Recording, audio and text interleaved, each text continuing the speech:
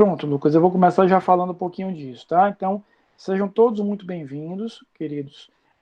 Nós vamos começar mais uma aula, continuando com o tema que nós estudamos na semana passada. Nós começamos a semana passada o estudo dos crimes contra a incolumidade pública, vimos o 250 ao 259. Eu queria só lembrar uma ressalva que eu fiz na aula passada, que em relação a esses artigos, a gente não vai ver todos os artigos, tá? Eu vou pensar e ver com vocês aqui aqueles artigos principais, aqueles artigos que são os mais importantes do nosso estudo.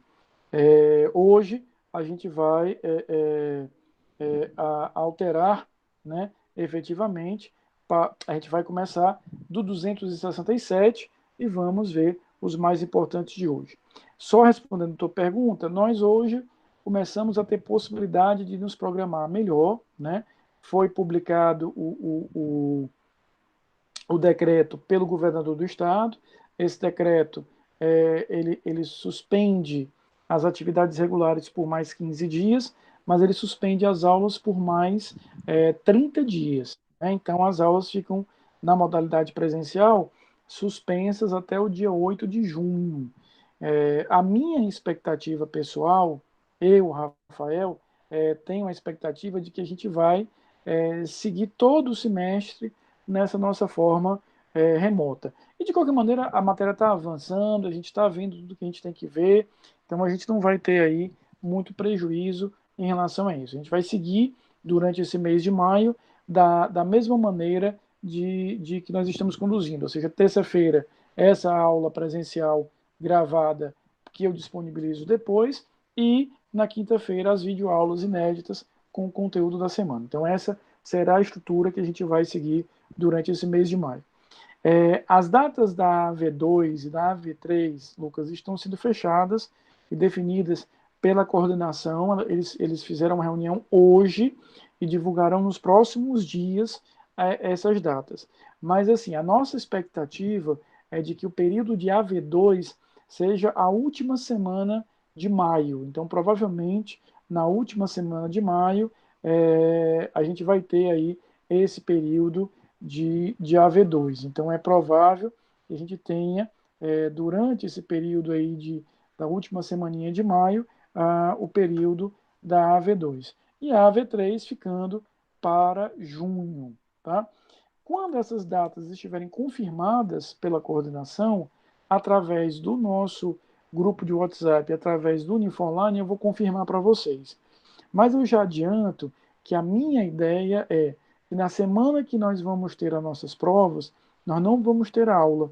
Eu quero que vocês fiquem livres para disponibilizarem aquele horário que vocês já têm aí agendado para a nossa aula, para fazerem a prova, tá certo? A estrutura da prova vai ser assim. Então, muito provavelmente vai ser na última semana de maio. Eu estou usando aí o provavelmente porque eu sempre gosto de dizer categoricamente apenas quando a gente tiver a confirmação dessas datas pela direção do curso. E a direção do curso, repito, estava ainda muito dependente dessa deliberação do governo do estado para saber até quando esse regime remoto vai. A gente está vivendo uma situação bastante atípica e uma situação onde nós precisamos realmente avançar um dia por vez, um momento por vez, para que a gente possa ter isso bem definido. Tudo bem? Beleza? Mas fiquem frios, eu tenho uma preocupação muito grande, vocês já perceberam isso, e essa preocupação não tenho agora do regime remoto, eu sempre tive e sempre terei, de levar o nosso semestre de uma forma muito suave, muito tranquila, sem sobressaltos.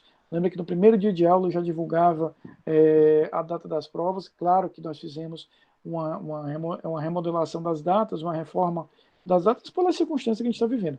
Mas a essência não muda, ou seja, tudo vai ser avisado com antecedência, com todos os avisos, por isso que aquele grupo de WhatsApp é tão importante para que a gente se mantenha sempre conectado. Toda a informação que eu coloco lá também coloco no Unifor Online, lá no canal de discussão. Então, assim que a universidade me passar as diretrizes dessas datas, a gente já vai informar para vocês, tá bom? Então, repito, hoje a gente vai continuar com o estudo dos crimes contra a calamidade pública.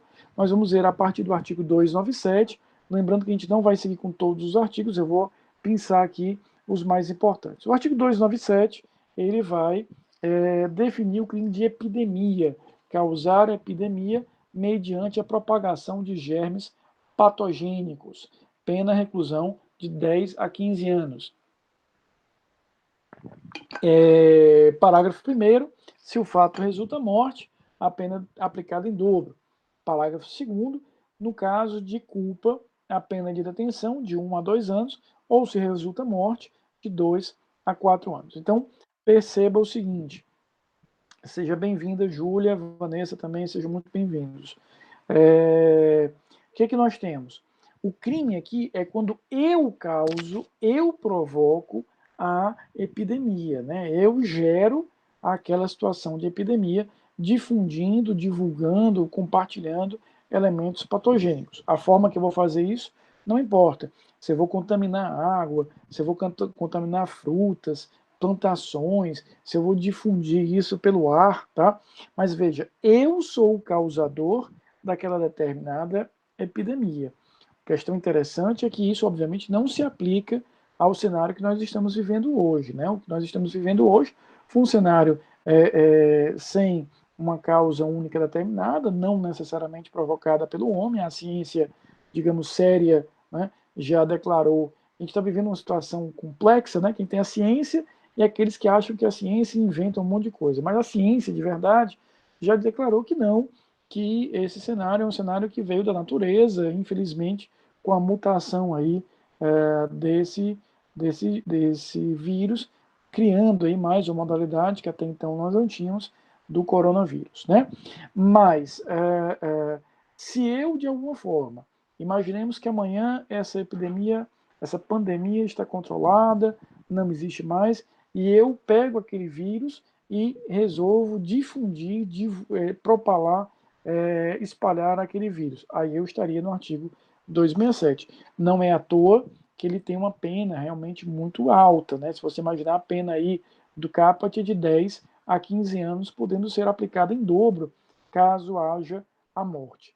Muito interessante, no entanto, no momento atual que nós estamos vivendo, nesse maio de 2020, vivendo aí uma das maiores pandemias da história da humanidade, sem dúvida nenhuma, a maior desse século e uma das maiores das últimas décadas, ganhou muita atenção, sobretudo na imprensa, o artigo 268.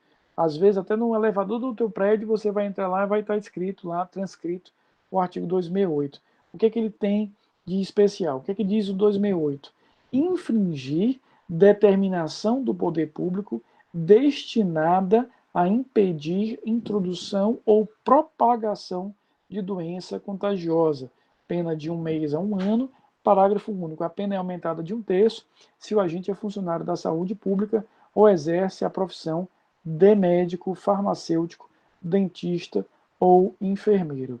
Então, isso, repito, tem sido muito divulgado pela imprensa e outros meios, porque o que acontece? O artigo 268 é uma norma penal em branco, primeira coisa, né? Para que eu caracterize esse crime, eu preciso ter normas complementares de natureza administrativa, sanitária, o que quer que seja, que defina quais são os limites, efetivamente, desse tipo de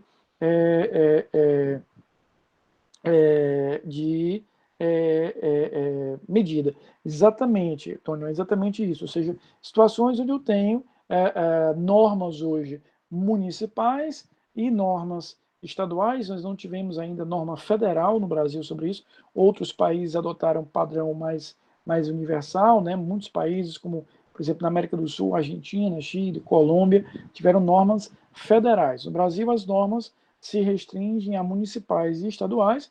Inclusive, o Supremo Tribunal Federal, em decisão bastante recente, declarou que essa competência ela é uma competência concorrente, então os municípios e os estados têm essa autoridade para determinar normas assim. Então, por exemplo, para pegar o exemplo de hoje, né, no dia da nossa aula, hoje, 5 de maio, o governador do estado e o prefeito da capital de Fortaleza publicaram novos decretos, onde não apenas eles estendem o prazo de suspensão das atividades, 15 dias para atividades não essenciais, 30 dias para as atividades de aula, mas eles impõem outras medidas, né? Restrição à circulação de veículos e pessoas, restrição de acessos a espaços públicos, uso de máscara, né? Então, tudo isso são exemplos de normas definidas em caráter administrativo, mas que complementam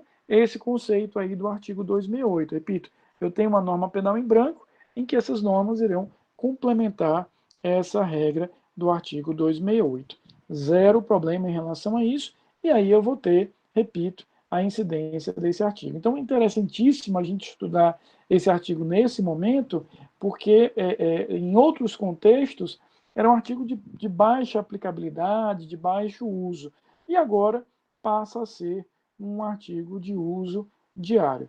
É uma pena pequena, trata-se de uma infração de menor potencial ofensivo, mas não é por isso que deixe de ser crime, nem é por isso que deixe de ser uma conduta extremamente relevante, sobretudo quando a gente considera que estamos aqui a falar de crimes que têm um impacto coletivo, um impacto que envolve a saúde pública.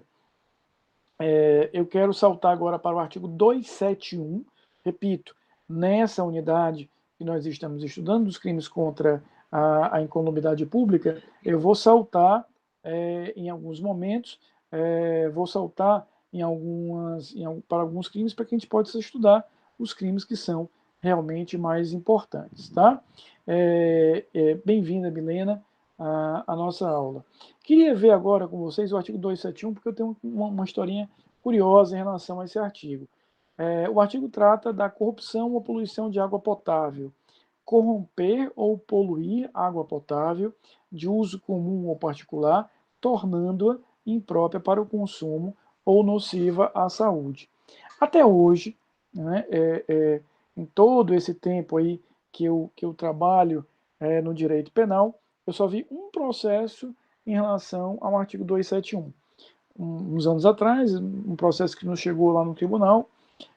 Engraçado que à época nós ainda trabalhávamos com processos físicos, eu estou falando aí de aproximadamente 5 anos atrás, e um colega do gabinete, manipulando lá os processos, disse: Rafa, que artigo 271 é esse que eu nunca vi esse crime?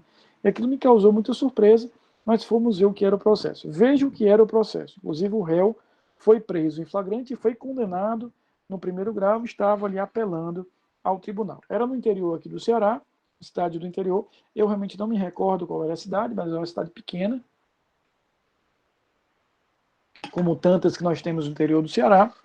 E aquele réu estava, pasmem, defecando no açude que abastecia a cidade, sabe?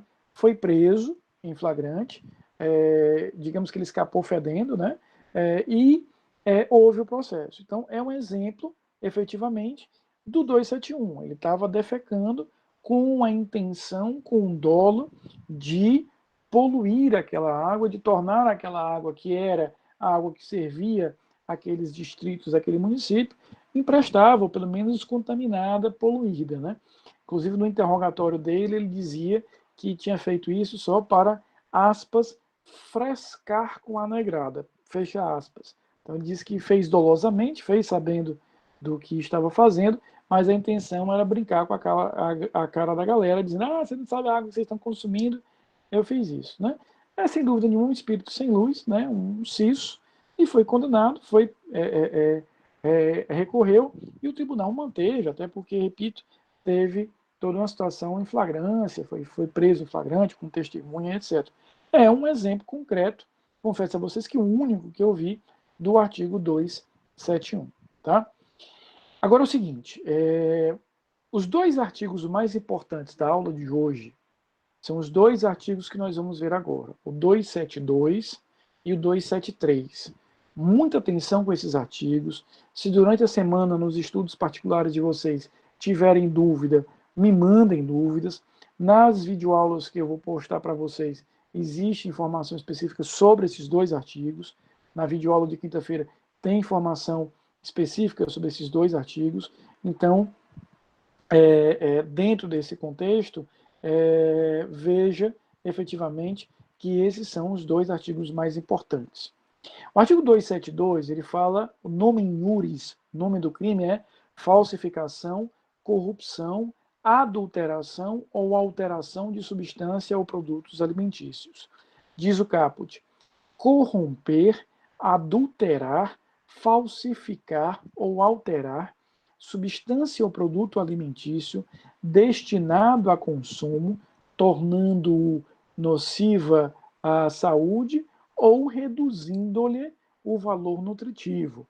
Pena, reclusão de 4 a 8 anos. Então, aqui o crime é quando eu corrompo, adultero aquela substância alimentícia, toda e qualquer substância alimentícia, tá, pessoal? Imagine aqui massas, biscoitos, grãos, produtos industrializados.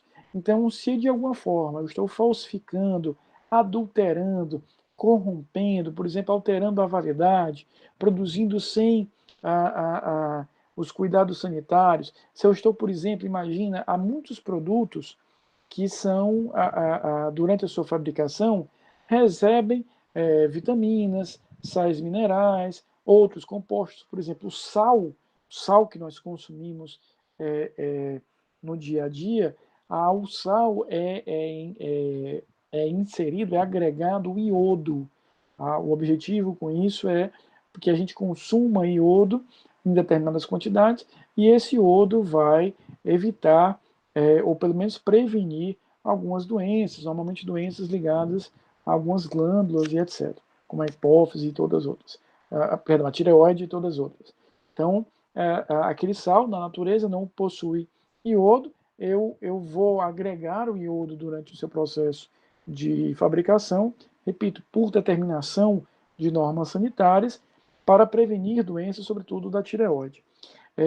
Vamos por um exemplo mais básico até, esses biscoitos recheados, algumas massas, alguns pães, eles recebem vitaminas, grãos especiais, compostos especiais, e eu vou e fabrico aquilo ali sem aquele composto.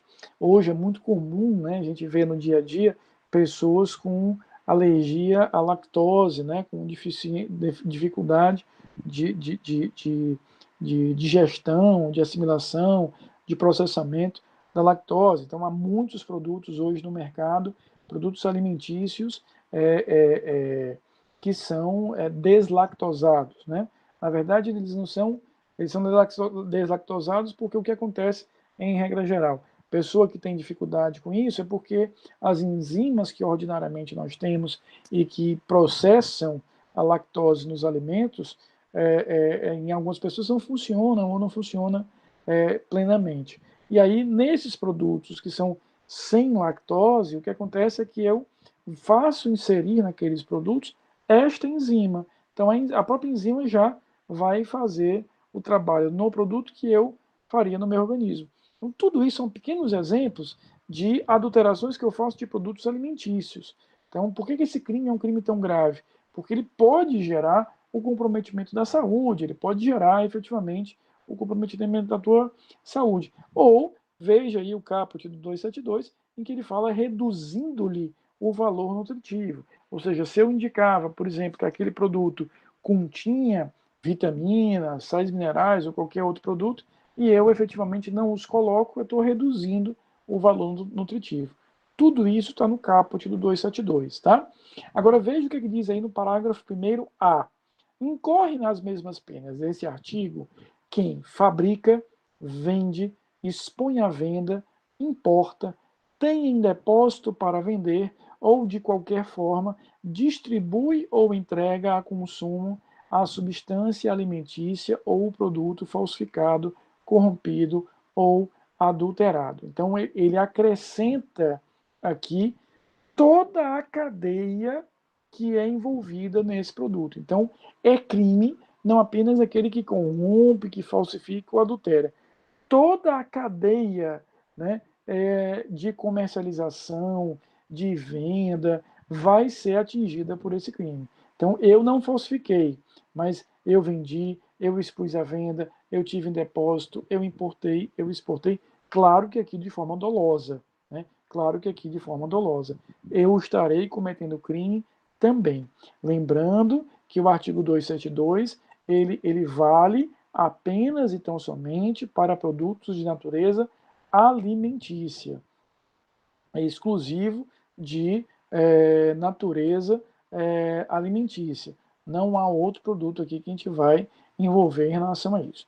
Parágrafo 1º. Está sujeito às mesmas penas quem pratica as ações previstas nesse artigo em relação a bebidas com ou sem teor alcoólico. Então, lá em cima, ele tinha falado em produtos alimentícios e ele equipara a conduta àquele que faz isso para bebidas. Qualquer tipo de bebida, tá? Da água mineral a uma bebida alcoólica, então, cerveja, uísque, espumante, licores em geral, sucos industrializados, refrigerantes, tudo isso está envolvido aí no parágrafo 1º, né? Eu particularmente tenho, eu brinco muito que todo homem precisa de um vício, né? Eu tenho um vício que o meu vício é refrigerante, eu nem bebo bebida alcoólica por isso. Então convenhamos, uma pessoa que, por exemplo, corrompa, né, adultere uma Coca-Cola, ela merece a morte cruel, né? Porque isso é um absurdo você fazer isso. Então, nesse caso, veja, vai responder pelo mesmo artigo nas mesmas penas. Não vai receber uma morte cruel, mas vai ter uma pena aí de 4 a 8 anos, tá certo? Repito, qualquer tipo de bebida industrializada que eu venha a falsificar, a corromper ou adulterar. Mas veja que o olhar do 272 é muito voltado para situações que envolvam produtos alimentícios em geral e bebidas, né? Produtos alimentícios em geral e bebidas. É isso que a gente vai ter efetivamente nesse artigo. Eu quero a máxima atenção de vocês para o artigo seguinte, porque o artigo 273, só ainda no 272, veja que o parágrafo 2º ele vai criminalizar a conduta culposa. Se é culposo o crime, nós temos uma pena aí de 1 a 2 anos. Veja como a pena é elevada, porque se você raciocinar, a pena do homicídio culposo é de 1 a 3 anos, lá do parágrafo 3º do artigo 121. Aqui no parágrafo 2º do 272, eu tenho uma pena de 1 a 2 anos. Então, uma pena que não é tão diferente da pena que nós temos do homicídio culposo. O 273, queridos, é efetivamente o artigo mais importante da aula de hoje. É o artigo mais importante do estudo dessa semana. É um artigo importante por vários motivos. Ele é importante porque ele, infelizmente, se tornou extremamente atual, vocês vão já entender por quê. É um artigo que traz um crime grave, um crime equiparado a crime hediondo, ou melhor, definido como crime hediondo, um crime de uma pena elevadíssima e um crime com múltiplas condutas. Então, é um crime grave, é um crime que tem uma pena muito elevada, um crime com potencial nocivo bastante elevado, com múltiplas figuras. A gente vai ver que ele define no caput, ele sai em vários momentos, equipara-se ao caput isso, equipara-se ao caput aquilo outro, tá? Então veja que no 273 a gente tem aí falsificação, corrupção, adulteração ou alteração de produto destinado a fins terapêuticos ou medicinais. Então, no artigo anterior, ele estava falando de produtos alimentícios. Aqui ele vai falar de produtos terapêuticos ou medicinais. Então, diz o caput: falsificar, corromper, adulterar ou alterar produto destinado a fins terapêuticos ou medicinais. Ele traz a mesma fórmula do caput do 272, com a diferença que agora ele está falando em produto terapêutico ou medicinal. Mesma fórmula. Então veja, lá eu tinha produto alimentício, aqui eu tenho produto medicinal ou terapêutico. Entram aqui remédios, entram remédios em todos os cenários, ou seja, pomadas, guentos, remédios líquidos, comprimidos, tudo isso entra aqui para a finalidade que ele quer no artigo. Veja só, a pena desse artigo é de 10 a 15 anos. A pena mínima aqui é de 10 anos. Alguns chegaram, inclusive, a defender a inconstitucionalidade desse artigo, porque diziam que ofendia ao princípio da proporcionalidade. Porque, por exemplo, se você compara o artigo 273, tem uma pena aí, repito, de 10 a 15 anos, com o crime de tráfico ilícito de entorpecentes, que está lá no artigo 33 da Lei 11.343, você tem uma pena aqui de 10 a 15 anos e lá uma pena de 5 a 15 anos. Então, a pena mínima do 273, ela é o dobro da pena mínima do tráfico de entorpecentes. Aqui 10 a 15, lá no tráfico 5 a 15. Daí porque muitos defendem ou defendiam essa determinada inconstitucionalidade pela ausência de proporcionalidade. Barbosa, exatamente isso. A gente vai ver agora que ele, inclusive, num parágrafo, ele vai trazer expressamente essa questão. Porque veja o que é que dizem, o que é que diz os parágrafos. São vários parágrafos que ele vai dizer. Parágrafo 1º. Nas mesmas penas incorre quem importa, vende, expõe à venda, tem em depósito para vender ou de qualquer forma distribui ou entrega a consumo o produto falsificado, corrompido, adulterado ou alterado. Então aqui é o que eu falava há pouco a vocês, né? O que é que eu tenho aqui? Ele vai responsabilizar nesse parágrafo toda a cadeia de comercialização. Então, responde por esse crime não apenas aquele que falsificou, mas aquele que falsificou, que vendeu, que tem em depósito, que a qualquer título fez a comercialização. Ele quer aqui alcançar toda a cadeia. Então, por exemplo, na minha loja, eu tenho aqueles produtos medicamentosos falsificados, não fui eu que os fabriquei, mas eu só ter ele em depósito para vender, eu já estou praticando crime. Óbvio e evidente que tem que existir aqui o dolo, né? Até existe a culpa, que a gente vai ver daqui a pouco, mas nesse parágrafo aqui eu tenho que agir de forma dolosa. Parágrafo 1º B, parágrafo 1º A, perdão. Incluem-se entre os... Preste atenção nesse porque é a tua pergunta, Barbosa. Inclui-se entre esses produtos a que se refere esse artigo os medicamentos, a gente já tinha visto, as matérias-primas, os insumos farmacêuticos, os cosméticos, os saneantes, aqui entra o álcool em gel, e os de uso em diagnósticos. Então, veja, ele vai equiparar a produto medicamentoso, terapêutico, todos esses produtos. Os remédios em si, as matérias-primas que eu uso para fabricar o remédio. Então, veja, aquelas matérias-primas que contêm os princípios ativos de um remédio. Eu estou falsificando a matéria-prima. Eu não estou falsificando o remédio. Mas, claro, se eu fabrico indevidamente, falsifico aquela matéria-prima, ela vai reverberar lá na fabricação do remédio e vai diminuir ou mesmo anular a eficiência, a eficácia daquele remédio. E ele segue aqui. Tenho matéria-prima, tenho medicamento, vou ter também os insumos farmacêuticos, os cosméticos. Então, veja, falsificação de um batom, né? De um pó, e aí não sei mais, né? De outros cosméticos aí. As meninas sabem isso bem melhor do que eu. Eu vou ficar aqui só no batom e no pó, né? Esqueci aquele que usa no olho, e tem 350.400 rímel. Muito agradecido, Clara, pela assessoria técnica Cosmetal, né? Então, a falsificação de cosmético é também crime da mesma natureza. Então, veja que eu falsificando um batom, eu vou ter uma pena aí de 10 a 15 anos. Rafael, por que tão grave? Ora, nós estamos tratando, desde a semana passada, de crimes contra a saúde pública, crimes contra a incolumidade pública. Então, não é apenas falsificar um batom. Esse cosmético, ele, uma vez falsificado, pode agredir de forma... ok, Mônica, diga para ela que, de qualquer maneira, a aula está gravada, ela daqui a pouquinho já vai ter acesso à aula lá no YouTube. Então, a gente vai ter, efetivamente, o potencial, né, de causar, né, um risco de alergia elevado, né, de alergia grave àquelas pessoas que, por algum motivo, venham a ser mais suscetíveis, né, diante desse determinado contexto, desse determinado cenário. Então, é possível, sim, que nós tenhamos essa figura. E entra aí a figura dos saneantes. Os saneantes são todos os produtos usados para limpeza, para higienização, para saneamento, né?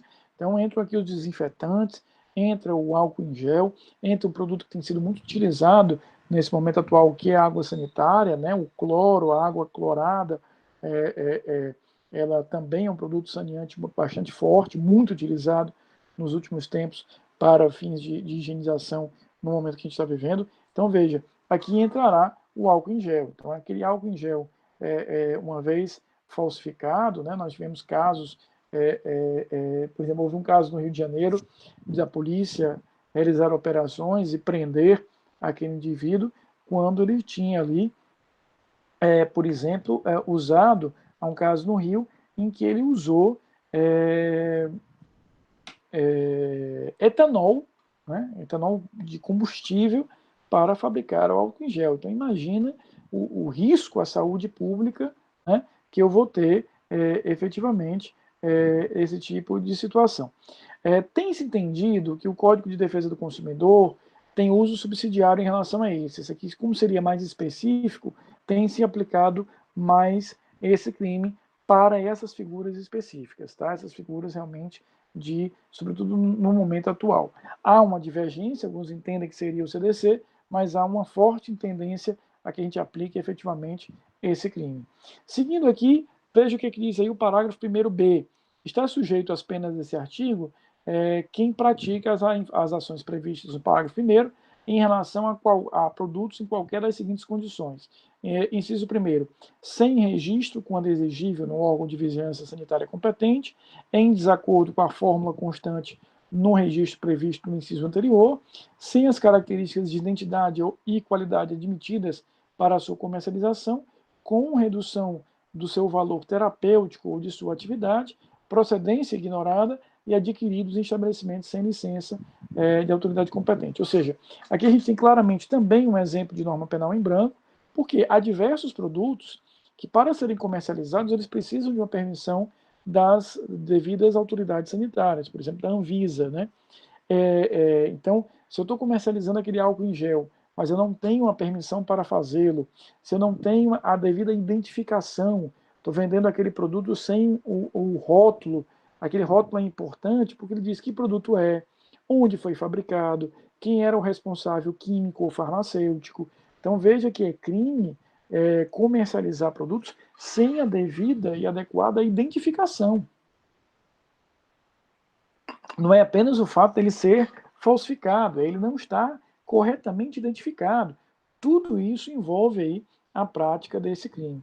É nessa conduta também, sobretudo nos incisos 1º e 2º, que entra uma prática muito comum. Eu já trabalhei em vários processos em relação a isso, que são aquelas pessoas que trazem, sobretudo, há um fluxo muito intenso do Paraguai, aqueles produtos como anabolizantes, né, aquilo que se chama vulgarmente de bomba, né? Pessoas que fazem muita atividade física, que injetam ou que tomam esses anabolizantes para um ganho de massa muscular muito rápido, muito significativo.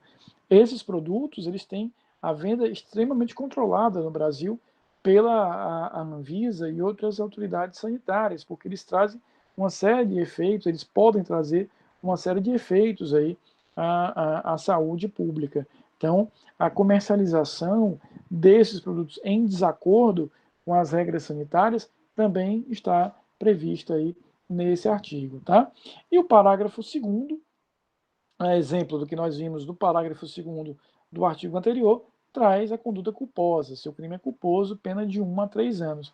Veja que no artigo anterior a gente tinha uma pena de 1 a 2 anos, aqui eu tenho uma pena de 1 a 3 anos. A pena aqui ela se equipara à pena do homicídio culposo. Então veja a gravidade que o legislador imprimiu a esse artigo. Mesmo na modalidade culposa, né, onde eu fabriquei, adulterei, comercializei aquele produto daquela forma, eu tenho uma pena igual, uma pena que rivaliza com o crime de homicídio culposo. Então é uma pena bastante significativa que a gente vai levar em conta aqui. Então, esses dois artigos, o 272 e o 273, são de longe os artigos mais importantes que a gente tem na aula de hoje. Eu pergunto, sobre esses dois artigos, há alguma dúvida mais?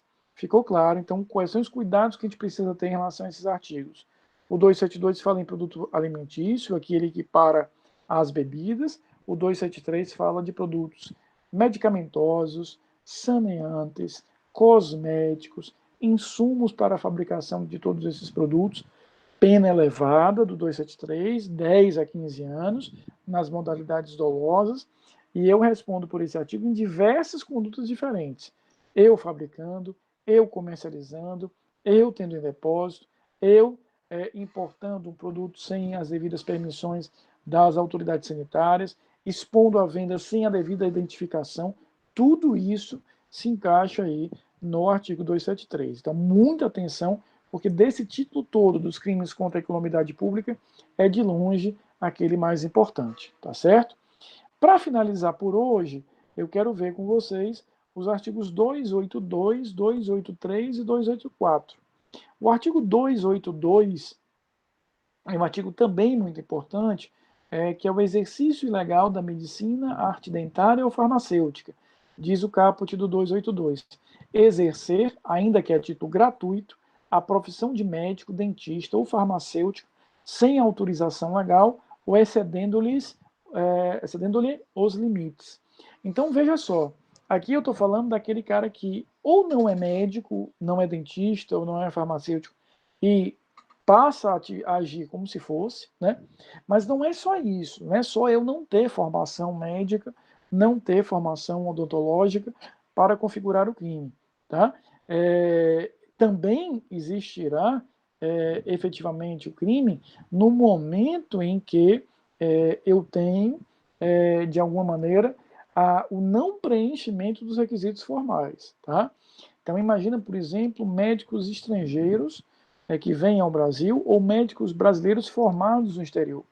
Para que eles possam exercer a medicina aqui, eles têm que validar os diplomas, eles têm que passar por uma prova chamada Revalida, que é aplicada pelo Ministério da Educação, para que só então ele possa efetivamente ter aí a oportunidade, né, ter a permissão legal de realizar aquela determinada atividade médica. Então, cuidado, porque esse crime não é apenas, então, somente aquele que não tem nenhum conhecimento, nenhuma formação médica.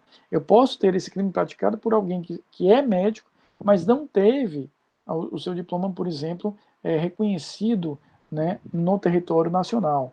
Então, repito, aplica-se a médicos estrangeiros, aplica-se a médicos brasileiros formados no exterior, porque eles precisam validar o diploma, eles precisam ter o diploma reconhecido para que efetivamente isso venha a ser tipificado, definido como a atividade permitida por lei. Então, o crime aqui vai quando eu não sou médico, não sou dentista, não sou farmacêutico, ou eu não preenchi todas as formalidades para isso. Eu não tenho, por exemplo, a inscrição no Conselho Regional de Medicina, no Conselho Regional de Odontologia, ou no Conselho Regional de Farmácia, né? Então eu não preenchi todos aqueles requisitos que me autorizariam a atuar como um profissional dessa natureza. Pena elevada de 6 meses a 2 anos, é uma infração de menor potencial ofensivo, mas não é tão insignificante assim como outros crimes, porque tem um potencial de risco à saúde pública elevado. Tá? E por fim, para terminarmos por hoje, 2 crimes importantes: charlatanismo, inculcar ou anunciar cura por meio secreto ou infalível. Né? O que eu estou fazendo aqui? Eu estou dizendo que eu posso te curar de uma doença por um meio secreto, por um meio infalível, não reconhecido pela medicina, pela ciência, tá certo? Claro, aqui a gente tem que ter muito cuidado, porque, por exemplo, esse terreno aqui do 283 e sobretudo do 284, que fala em exercer o curandeirismo, prescrevendo, ministrando ou aplicando habitualmente substância, usando gestos, palavras ou qualquer outro meio, fazendo diagnósticos. A gente precisa entender que quando ele fala do charlatanismo e do curandeirismo, ele não está querendo restringir ou limitar a liberdade religiosa, não é isso. Né? Então, por exemplo, se a minha religião, né, entende que com fé, com oração, eu posso vir a me curar, tudo bem, desde que eu faça isso de forma privada. O que eu não posso é dizer, olha, eu vou lhe curar porque eu tenho um método infalível ou porque eu vou fazer aqui um gesto e você está curado. Isso não é reconhecido pela medicina. Né? Então, é nesse aspecto que entraria efetivamente a conduta criminosa aqui. Não é, repito, não se está aqui a criminalizar as práticas religiosas, a crença religiosa. A grande maioria de nós tem crenças religiosas em diversas religiões diferentes. Você acredita no transcendental, você acredita em forças, muitas vezes, que você não consegue ver, não consegue perceber, mas isso tem que ser compartilhado, realizado de uma forma equilibrada, tá? O que ele está dizendo aqui é, olha, não precisa ir para o médico, eu vou te curar. Esqueça o tratamento do câncer, porque eu vou fazer aqui uma oração e você está curado. É isso que ele quer efetivamente atingir, tá? Então não há aqui uma restrição de maneira nenhuma à liberdade religiosa. Ao contrário, a liberdade religiosa ela é efetivamente uma hipótese de liberdade prevista no texto da Constituição. Então, por evidente, não há que se falar de nenhuma maneira, de nenhuma forma, em limitação. Aqui eu vou tipificar como crime as situações extremas, as situações que fogem da razoabilidade, que fogem efetivamente do razoável em relação a isso. Tá? Com isso, a gente finaliza o estudo dos crimes contra a incolumidade pública. Começamos a semana passada, repito, eu não vi todos os artigos, vi os mais importantes. Para os fins da nossa prova, levem em consideração só esses que eu vi aqui na aula de vocês, tá? Na quinta-feira, como sempre acontece, vou disponibilizar link de aula inédita sobre esse tema, e qualquer dúvida no estudo, me manda um torpedo pelo Uniforline, me manda uma mensagenzinha pelo WhatsApp, que eu vou sempre estar atento. Sobre o que nós vimos na aula de hoje, né? Alguma dúvida? Alguma coisa? Obrigado pela paciência, obrigado pela presença de vocês, tá certo? Obrigado, Mônica, muito bom ouvir isso, Andresa. Obrigado aí pelo retorno. Repito, quinta-feira, como sempre acontece, vou estar lá o link da nossa aula e hoje, já daqui a pouquinho, o link dessa aula também vai estar disponível lá para que vocês queiram rever ou, de alguma forma, os colegas que não assistiram, tá bom? Então, repetindo, a gente vai prorrogar, vai seguir nesse regime remoto até o começo de junho. Provavelmente as nossas provas de AV2 serão no final de maio. Assim que esse calendário estiver definido pela universidade, eu já informo a vocês, tá bom? Fiquem bem, pensamento positivo, tudo isso vai passar. Cuidem da família, cuidem de vocês. A gente se encontra aqui semana que vem para a nossa aula ao vivo. E quinta-feira tem mais videoaulinha lá que eu preparo com carinho para vocês, tá bom? Fiquem bem, até semana que vem.